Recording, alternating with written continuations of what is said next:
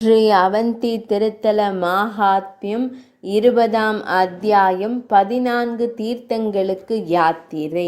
குறிப்பு: இந்த அத்தியாயத்தில் குறிப்பிடப்பட்டுள்ள 14 தீர்த்தங்கள் பின்வருமாறு.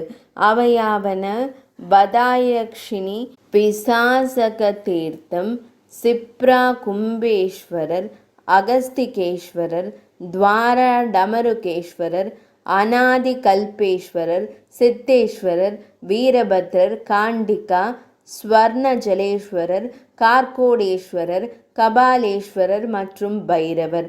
இந்த புனித இடங்கள் அவந்தி திருத்தலத்தில் யாத்ரீகர்கள் செல்லும் பாதையில் உள்ளன.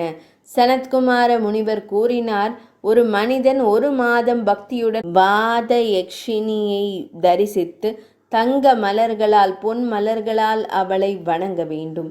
அவனது சித்தி ஒருபோதும் குறைவதில்லை. இதனால் பாதயக்ஷினியின் மகத்துவம். தீர்த்த எண் 1ஆம் தீர்த்தம் பிசாசக தீர்த்தத்தில் குறிப்பாக 14ஆம் நாளில் புனித நீராடி பக்தியுடன் இஞ்சின் விதைகளை வழங்குபவர் ஒருபோதும் பிசாச, பேய் அல்லது ஆவியாக மாட்டான்.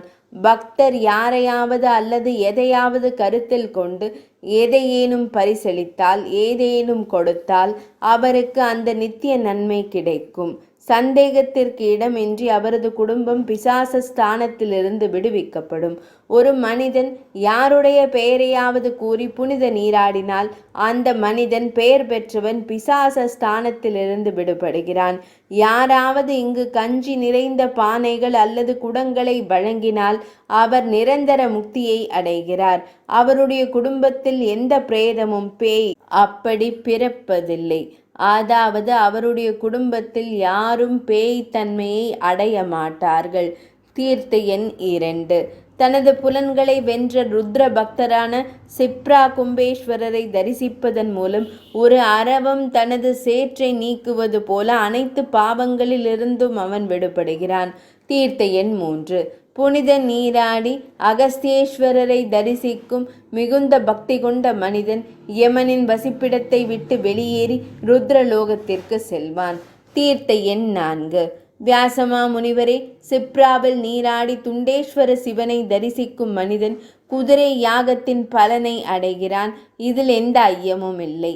தீர்த்த எண் 5 முன்பு வியாசமா முனிவரே, இங்குள்ள இறைவனால் தமரு கைப்பறை வாசிக்கப்பட்டது. எனவே தெய்வம் தமருகேஸ்வரர் என்று அழைக்கப்படுகிறார். தமருகேஸ்வரரை பக்தியுடன் தரிசிப்பவருக்கு நோயை குறித்த பயமில்லை. இறந்தவுடன் அவர் சிவபுரத்திற்கு செல்கிறார்.